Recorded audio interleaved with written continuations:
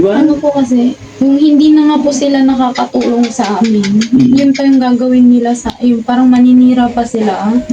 Ang nakasakit ng ano, dati nga po nung madami pong kwento na ayoko na pong banggitin kasi ang sama, parang ang sama po sa loob.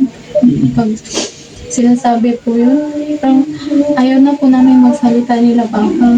Kasi si Papa, mabait talaga si Papa. Ayaw niya po yung gumaganti. Pero syempre sa amin po, ang sakit po bilang anak niya na ganun yung sinasabi. Bakit bawal na ba kaming magsama-sama? Di ba? Na naging issue yung pag-uwi ng mga kapatid mo rito.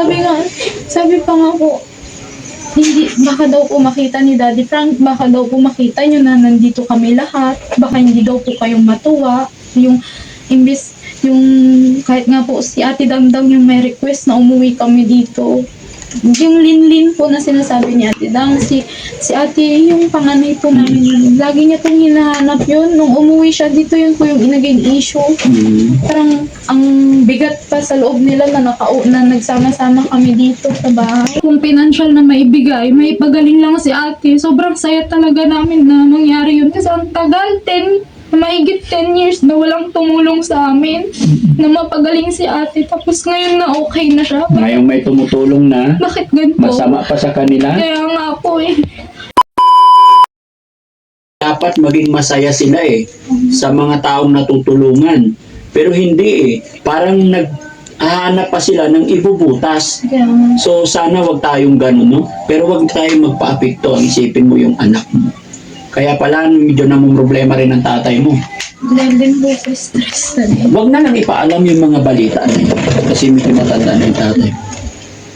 Paano yun man na lang? Pinay po namin i-mix kasi nga po para sana tumabata-ba siya. Kaso nga, hindi talaga nawawala yung ubo niya. Tapos nung na-check up po siya nito, yun po yung una kong tinanong. Yun po, binigyan niya po kami ng gatas na may ano siya, yung sa allergy po. Tapos, yung maintenance niya po na dating 3, nadagdagan na po ngayon, nadagdagan po ulit ng 1. Kaya bali 4 na po yung maintenance. 4 na klase yung gamot ng baby. Opo. Yung maintenance na iniinom mo. Tapos, pero ngayon po, gusto kong ipakita sa inyo na mas okay na po talaga siya ngayon. Tapos medyo nagkakalaman na din po siya. Mas nakaka-recover na siya dun sa galing kami sa hospital. Kaya maraming salamat po talaga sa lahat ng sponsors na nagbigay sa amin ng tulong. Kasi hindi po namin mapapacheck up hindi po namin mabibili lahat ng kailangan niya kung hindi po doon sa mga binigay niyo. Lalo na po doon sa nagbigay ng sobrang laking tulong po sa amin ng mga binigay niyo, lalo na po. May nagbigay ng 20, di ba? Sinsya na kayo mga kabayan, hindi na namin mapapanggit kasi hindi namin nadala yung libro. Kasi hindi namin alam talaga na makikiusap si Ate Laika na magpasalamat, mag-live daw. Kaya hindi kami ready. Pati mga laptop wala, cellphone lang ang gamit namin. Although nung narinig ko yung pakiusap ni Ate Laika mga kababayan, na sabi niya, Daddy Frankie, pwede bang mag-request? Gusto kong magpasalamat through live sa mga nagbigay ng tulong pinansyal sa aking anak dahil nakita ko, sabi niya, dahil nakita ko po na ang laki na improvement. Dahil nung hindi pa raw natin siya nakikilala, talagang masakit ulo, ng problema sila. At higit sa lahat, hindi talaga nila nabibili lahat yung mga reseta, gamot, kaya hirap na hirap. Kaya medyo na-touch ako mga kababayan sa kabutihan sa sinabi niya sa akin na gustong-gusto niya talaga magpasalamat through live, yung walang edit, yun ang sinasabi niya. Dahil ang laking pasalamat, ang laking tuwa nila. Kaya yun mga kababayan, agad-agad kaya sabi ko quick live na wala sa oras, wala sa plano.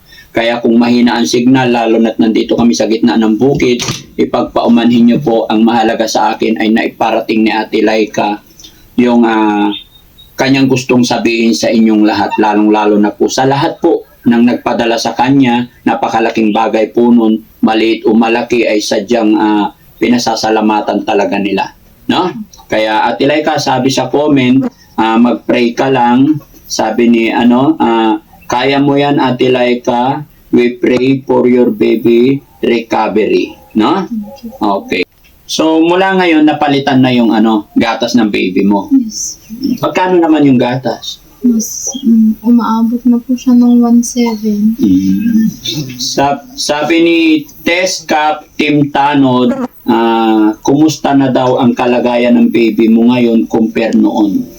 Yung ubo niya po, lalong mas, yung dati pong grabe yung ubo, yung plema, laging parang nakabara po dito sa lalamunan niya. Mas okay na po siya ngayon, mas nakakatulog na po ng maayos. Yung ngiti niya, kung makikita niyo lang po, mas maliwanag na po yung mukha niya ngayon kaysa po dati. Mas mas lumalaman na po yung katawan niya ngayon kasi dati po, grabe yung pumayat talaga siya nung nasa hospital eh. Mas nadadagdagan na din po yung timbang niya kumpara po dati. Sabi ni Jasmine De Bruyne, ang bait nila Ate Laika, Ate Dangdang at Papa niya. Makikita mo talaga kung ano ugali ng tatay, ganun din ugali ng mga anak. No? Salamat po sa inyong papuri, salamat po sa lahat ng suporta ninyo. Sponsor, maayos na ang baby ni Ate Laika. God is good talaga. Yan. Maraming salamat po. No? So, kailan, Ate Laika, kailan ang next na check-up ninyo? Kasi alam ko, may mga kasunod pa yan na check-up, no? Yung pag-check up po namin ngayon, ang una ko pong tinanong, yung ubo niya po talaga. Kasi nga po, doon siya nahihirapan, doon po siya hindi nakakatulog, nakakadede ng maayos. Tapos, kung ano na nga po ako na kung pwede po, i-nebulizer siya pag nandito siya sa bahay. Kasi nga po, madalas, parang ang dali niya pong kapitan ng sakit. Tapos nung po, sabi po, hindi daw po pwede. Hindi pwede ang nebulizer sa kanya. Pwede naman po, pero nung nasa hospital po kasi kami, yung nebulizer po yung ginamit sa kanya is, mas lumuwag po kasi yung, yung paghinga niya nung nasa hospital po kami, tapos gumagamit po kami ng nebulizer. Kaya tinanong ko po sa doktor nung netong check-up po kung pwede. Kaso ang sabi po, hindi po pwede. Tapos binigyan na lang po kami ng parang cetirizine po na iniinom niya. Tapos binigyan na din po kami ng reseta ng vitamins niya. Kaya mas okay na po siya ngayon. Tapos Tatay Jun Pascual, thank you so much po. Okay, kumusta naman ang asawa mo? Regular din ang bakasyon niya dito para ma-support ka niyo? Nung po, isang linggo po ulit siya nung last po na pumunta kayo dito. Nagpunta po kasi sila ng Ilagan. Doon po sila 1 week po. Akala po namin pagtapos po ng 1 week, didiretso na po sila ng Baguio. Ang sabi po, Monday na daw po ulit sila mag-audit. Babalik na lang daw po sila bukas. Saka po sila babiyahe bukas sa Baguio. Kaya nakauwi po ulit siya ngayon. Pero after po ng uwi niya ngayon, baka po 1 month or 2 months. Baka po 1 month or 2 months po ulit ang balik niya dito. So 2 months na hindi siya makakauwi, gano'n? Gano'n ba siya katagal pag ano? Yes po. Lalo po pag malayuan sila. Okay. Sabi ni Master QTV, Ate Laika, pray lang tayo palagi. Gagaling din yung anak mo. Yes po. Doon po talaga ako kumakapit sa prayers po. Kasi nga po, si God lang naman po yung may alam kung may karapatan sa lahat. Siya lang po yung... Sa kanya po ako humihingi lagi ng tulong para kay Papa, sa aming mga magkakapatid. Lalo na po kasi yung nga po, nito nga pong nakaraan, grabe po yung kaba namin kasi si Papa, nakahiga lang po siya, tas tanghali po, bigla po siyang nanginginig, nilalamig, tas yung katawan niya po ang init, hindi niya na po maitayo yung niya.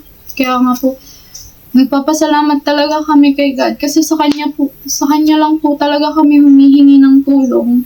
Sa kanya, siya din po nagbibigay. Kaya nga po, siguro po, Dahil kaya nga po nandito yung Team Daddy Frankie kasi dininig niya po yung mga dasal namin. Lalo po nung wala naman po kasi yung expectation po namin na makikita po ni Daddy Frankie yung message ko sa kanya. Wala na po talaga kami, hindi na po talaga namin in-expect yun. Kaya nagulat na lang po talaga kami na ito na po, natutulungan na po kami mula kay Ate Dang hanggang po sa baby ko. Tapos ang una po sa lahat, si ate lang po talaga yung hiningin ko ng tulong. Kasi akala ko mas kailangan niya po ng tulong. Pero nung ano po, nagpapasalamat ako kasi pati yung baby ko ngayon natutulungan na ni Daddy Frankie. Kaya maraming salamat po sa mga sumusuporta kay Daddy Frankie, sa mga sponsors po ng mga beneficiaries ni Daddy Frankie. Kasi ang laking tulong po na ginagawa. Tapos yung pagmamalasakit po nila sa mga beneficiaries nila. Maraming salamat po. Kasi mga kababayan, alam niyo po kung bakit nagiging emotionally si Ate Laika ngayon, kasi ngayon kani-kanina lang pagdating namin. Nakita ko yung sitwasyon. Kasi kung mapapansin niyo kung sa mga nakasubaybay sa video namin magmula kay Ate Dangdang, and then pangalawang nakilala natin siya, yung baby niya, and then ngayong hapon po yung tatay naman nila medyo nilalagnat, parang tinatrangkaso. Kaya yun, loobin ng Panginoon na palakasin pa yung katawan nila para sa pamilya, lalong-lalo na kay Ate Dangdang at saka sa anak ni Ate Laika, no? Kaya yun ang lagi kong sinasabi kay Ate Laika na alagaan din niya yung sarili niya, health niya, dahil kailangan din siya ng kanilang tatay. Nakikita ko talaga sa mga panahon na ito, mga nakaraan pa na pagkikita namin ni tatay, parang medyo bumababa yung resistensya ni tatay. Kasi may sipon siya, kaya nga po kung napansin nyo nung swimming, si tatay sana ang kasama, pero may trangkaso siya nung time na yon, and then until now, medyo may sakit pa si tatay. Kaya yun, binibigyan natin sila ng payo na labanan pa at mas kapitan pa natin, mas lawakan pa natin yung tiyaga at pananalig, no? So Ate Laika, syempre alam ko ramdam mo magmula kay Ate Dangdang, yung hirap, tsaka sa anak mo, mula nung pinanganak mo siya, alam kong ang dami ng struggle na pinagdadaanan. Tapos ngayon, sa nangyari na naman sa tatay mo. So, paano yung ginagawa mong paraan para mapaglabanan, may survive yung mga problemang ito na sunod-sunod talaga? 3 years po. Yun po yung number 1 talaga.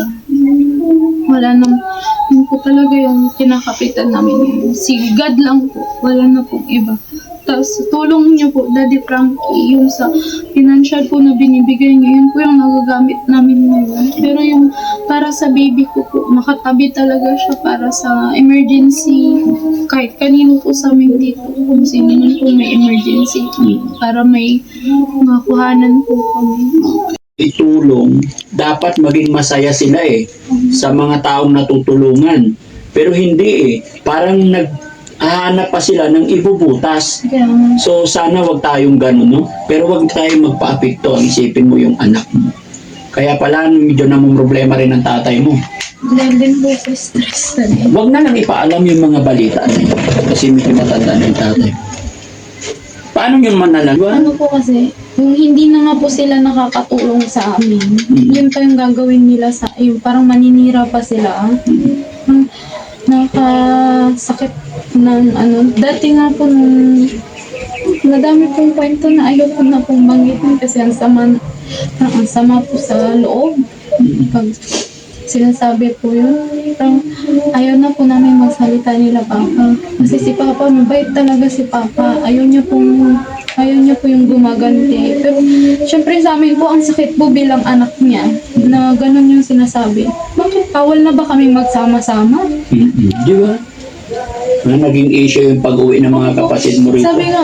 Sabi pa nga po, baka daw po makita ni Daddy Frank, baka daw po makita nyo na nandito kami lahat, baka hindi daw po kayong matuwa, yung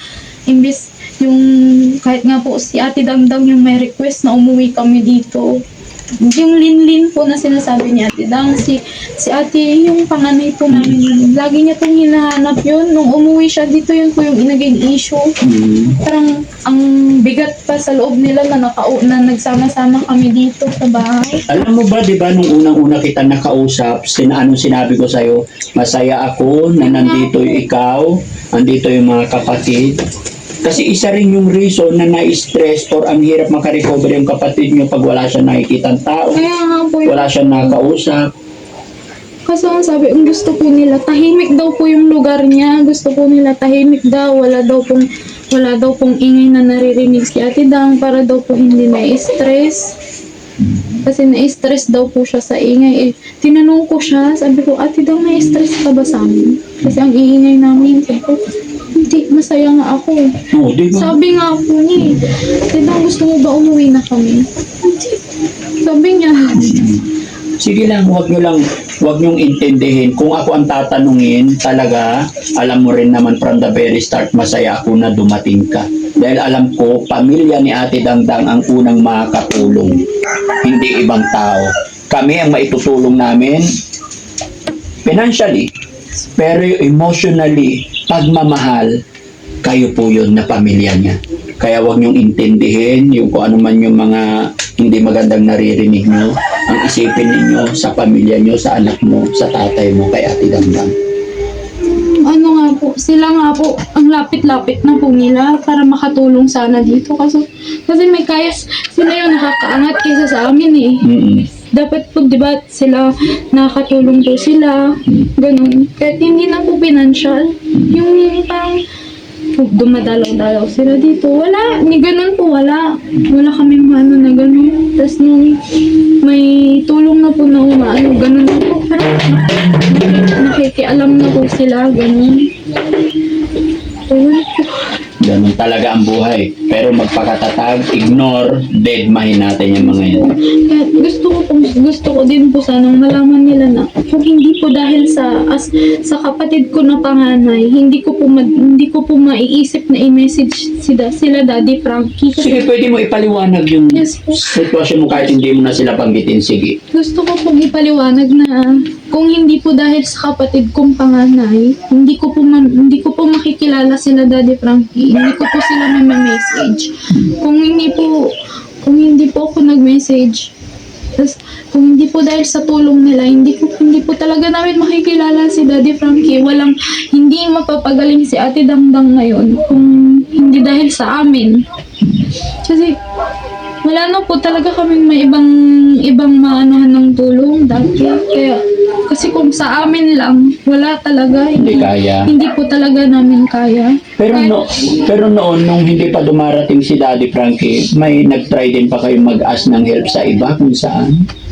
Ako po, lagi po akong nag-try po akong mag-message sa mga TV shows na tumutulong. Kaso wala po talaga. Kaya nga po nung nag-message ako sa inyo, ni-archive ko na po, hindi ko na po na mag-message po kayo ulit. Tapos nung nagulat na lang po ako, may nag-message sa akin kung taga saan po ako.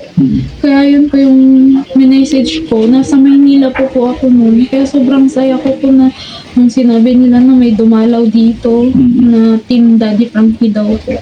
Yun yung, ang saya na po namin kasi kahit wala na pong financial na maibigay, may pagaling lang si ate. Sobrang saya talaga namin na mangyari yun. Kasi ang tagal, mahigit 10 years na walang tumulong sa amin na mapagaling si ate. Tapos ngayon na okay na siya. Ngayong may tumutulong na, Bakit ganito? masama pa sa kanila. Kaya nga po eh.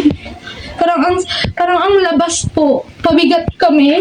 Ganon. Yung hindi po kami nakakatulong sa kapatid namin. Ganon. Kasi una-una po sa lahat. Kahit akala nyo po hindi kami nakakatulong sa kanila. Kahit paunti-unti nakakapagbigay naman po kami. Nakaka-share naman po kami kay Papa. Lalo na po pag kailangan ng mga bata sa pag-aaral nila. Kahit walang-wala din kami, nakakapagbigay din naman kami. Kaya, paano po nila nasasabi na parang nagiging pabigat kami dito sa sarili naming bahay? Isipin niyo. Ha? Basta huwag kang mag-alala hanggat kaya ng Team Daddy Frankie. Nandito kami para sa inyo. Gaya ng sinabi ko, beneficiary na rin namin ang iyong baby. Kaya lagi lang tayong manalig. Huwag kang magpapadaig sa mga hindi magandang salita. Labanan mo, pakita mo na strong ikaw. Gaya ng sinabi mo nakaraan na hindi mo pwede ipakita sa anak mo na ikaw ay panginanghihinaan, no? Lagi kayong magdasal ng asawa mo. Ipag-pray ninyo yung anak niyo.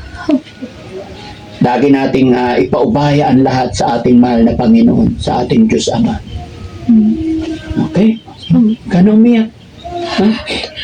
Pero okay yan. Kung ano man yung sama ng loob, bigat ng dibdib, ilabas. And then after that, okay na. Laban lang. No? So may bigas naman kayo. Okay? Very good. Binigay ko po kasi kay Papa yung sa 44,000 po na binigay ko po kay Papa yung 4K para po sa bigas. Tapos sa ulam-ulam na din po. Very good. Kasi hindi pa naman po namin nauubos yung binigay niyo po nung nasa hospital kami. Ay, yung una. Yes po kasi tipid na tipid po kami. Oo, dapat lang kasi hindi pa natin alam hanggat hindi pa lumalaki ang anak mo. Yes po. Kailangan. Tama yun. Hanggat kaya natin magtipid, sige magtipid. Tapos more on gulay tayo para strong tayo. Huwag magpuyat. Sama sa buhay yan. Lagi mong tatandaan. Hindi araw-araw bagyo. May kasabihan nga tayo na kung sa iyong pagpapamilya hindi ka pinalad, malay mo sa iyong pamilya papalarin ka. No? Kaya ngayong maliit pa ang mga anak mo, maliit pa ang anak mo, hirap, laban lang. Parang kami, nung maliliit kami, yung nanay at tatay ko, nung pinapalaki kami ng nanay at tatay ko, sobrang hirap. Hanggang sa napunta ako sa aking lolo't lola. Talagang isang kahig, isang tuka, kung masasabi ko. Although yung lolo't lola ko, may mga lupain talaga, pero yung nanay at tatay ko, napakahirap. Yun yung sinasabi ko sa iyo na maybe sa iyong pagpapamilya napakahirap, pero paglaki ng mga anak mo, ganun nangyari sa aking nanay tatay. Medyo guminhawa ang buhay nila nung lumaki na kami ng mga anak nila. Okay? Kaya laban lang. Huwag mawawala ng pag-asa. Minsan meron din na itong mag-asawa, sagana ang buhay, pero nung nawala na sila, yung mga anak naman nila, sobrang hirap na, bumaliktad. So, ganun talaga, may mga bagay-bagay talaga tayong pagdadaanan, hindi pare-parehas ang kapalaran. Diba? Kaya, stay strong. God bless. Pagbigyan ko si Ate Laika, nasabi niya yung kanyang nararamdaman, nasabi niya yung gusto niya sabihin, una, sa ating Panginoon, pangalawa, sa lahat po na nagpadala ng tulong pinansyal kay Ate Laika. Kaya maraming salamat po mga kababayan. Abangan nyo na lang po sa mga susunod na upload namin, ang update namin kay Baby tsaka kay Ate Laika. Gusto yun sana na ipakita sa inyo si Baby, yung anak ni Ate Laika, pero hindi po pwede, no? Kaya pagpaumanhin nyo po. Pero ayon kay Ate Laika, unti-unti nakita ko rin mga kababayan, ngumingiti na yung bata ngayon, unlike before nung una natin nakita na hindi talaga ngumingiti, and then ngayon medyo nagkakalaman na. Loobin ng Panginoon mga kababayan na maging okay ang lahat at mapagtagumpayan nila ang laban na ito. Ate Laika, paalam tayo, pasalamat tayo. Maraming salamat po sa lahat, lalo na po kay Daddy Frankie. Tapos sa Panginoon po, sa mga sponsors po, sana po huwag kayong magsawang tumulong sa amin, sa mga beneficiaries ni Daddy Frankie. Maraming salamat po. Okay, so yan mga kababayan, pansamantala kami magpapaalam. Pasensya na po kayo dahil mahina talaga ang signal. Magandang hapon, magandang gabi, saan pa po nakakarating ang video ito, itong aming live. Maraming salamat po and God bless po.